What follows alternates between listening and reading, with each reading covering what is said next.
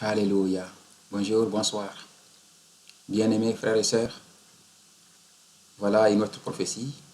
Elle s'adresse à la personne de M. Soumaïlou Boubey Maïga, qui est bien connu dans la sphère politique malienne, parce qu'il a été ministre, il a été ministre à plusieurs reprises. Alors, le message de ce soir, c'est pour M. Maïga Soumaïlou Boubey. Alléluia.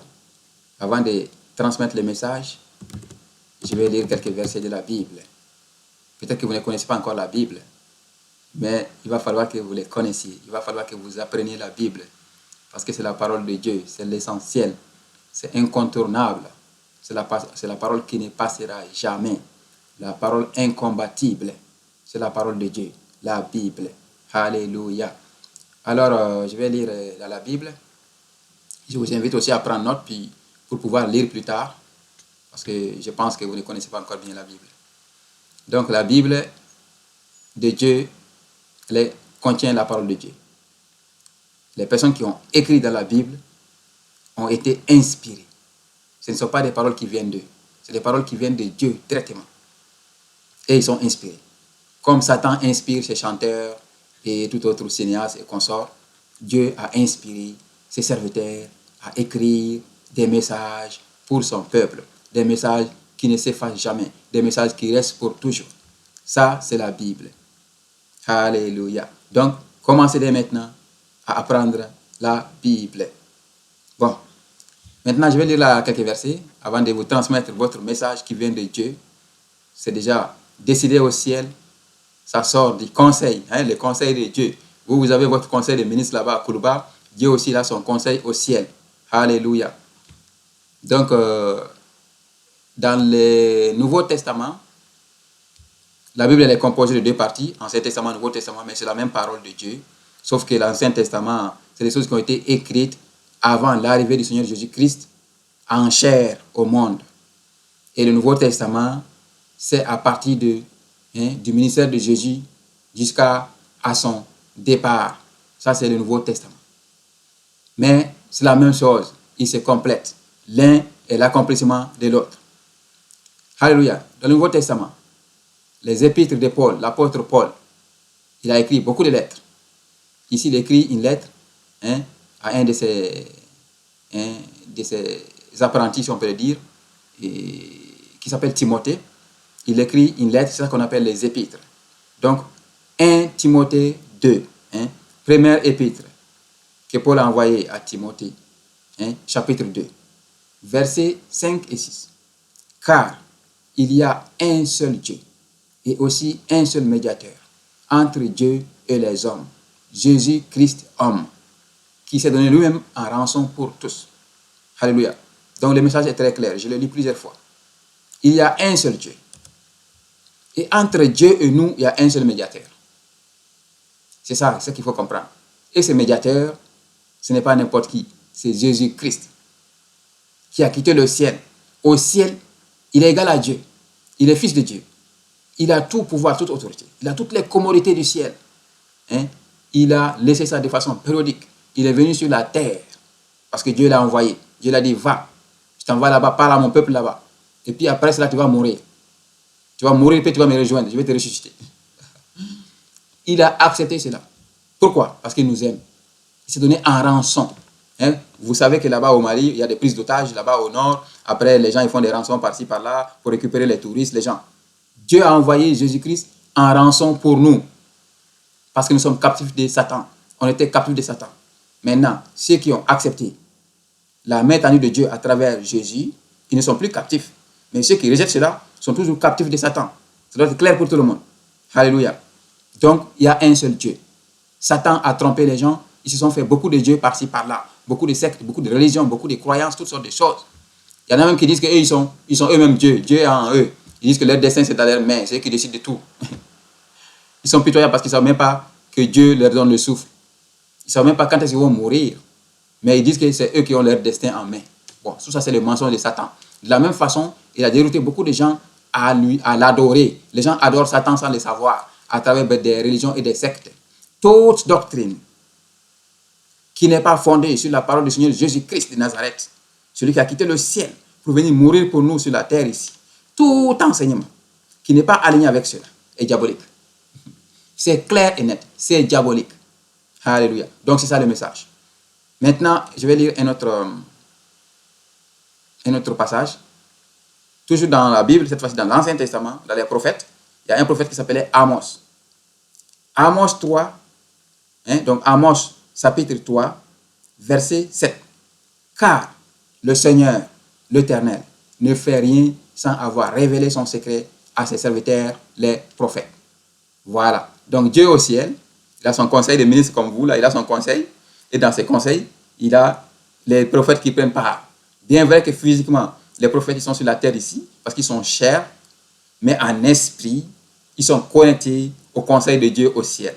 Voilà. Donc Dieu les informe de ce qu'il va faire, des décisions qu'il prend. Quand il juge bon de le faire, il le fait. Il révèle des choses, il y a des choses qui ne révèlent à personne. Il y a des choses, le plus souvent, avant de faire des choses, Dieu le révèle. Dieu est souverain. Il fait ce qu'il veut. Alléluia. L'homme n'a pas de choix.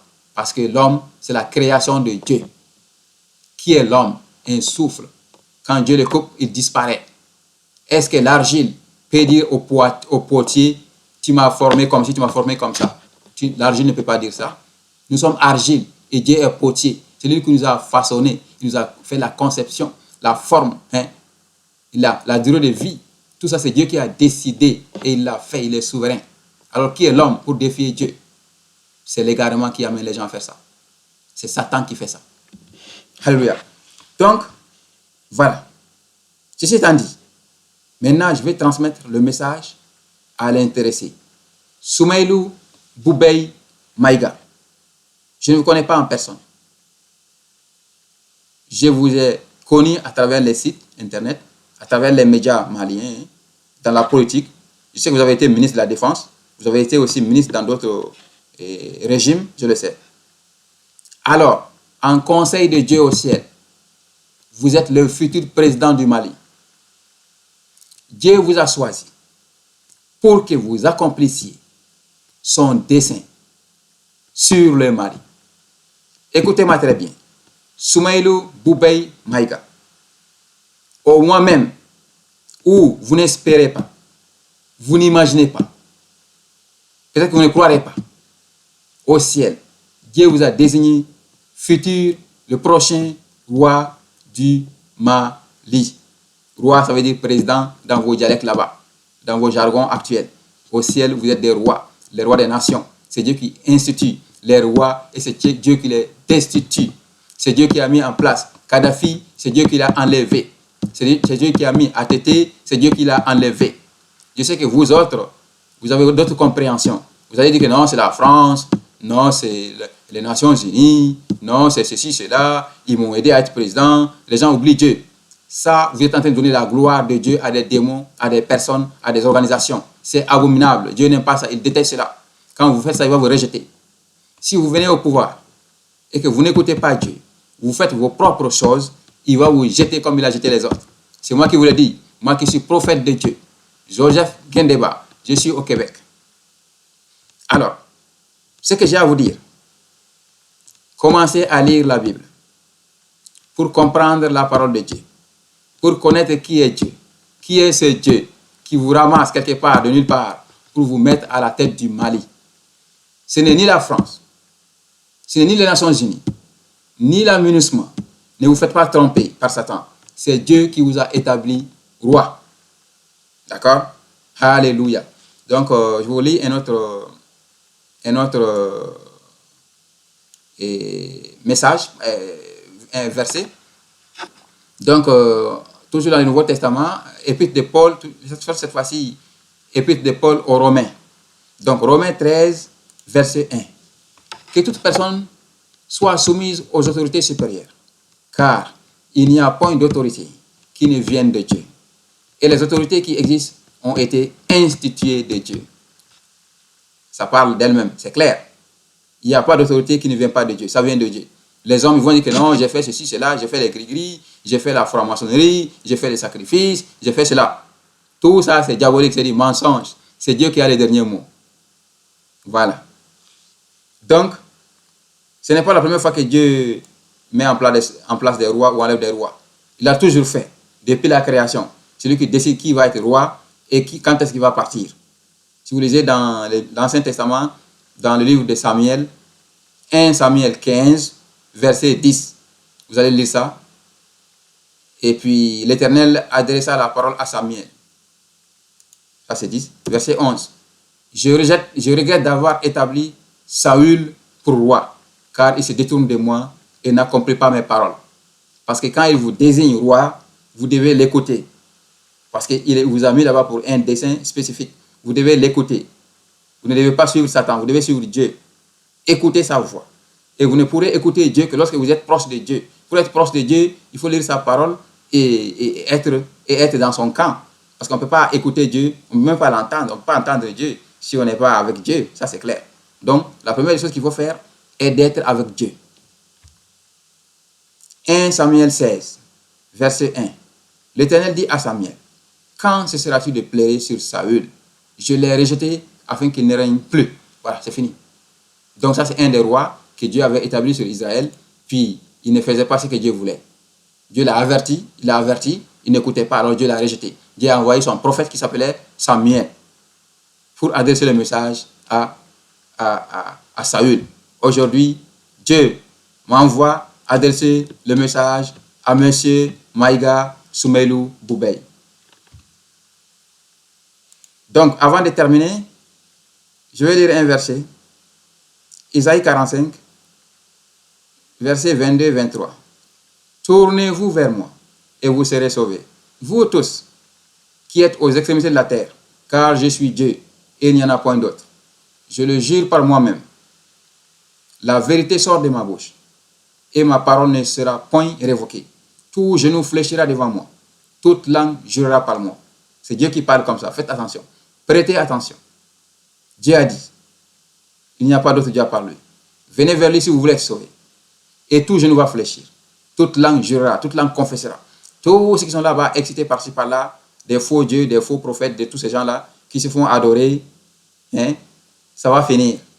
À la fin, tout genou fléchira. Sauf que, pour certains, ce sera tard.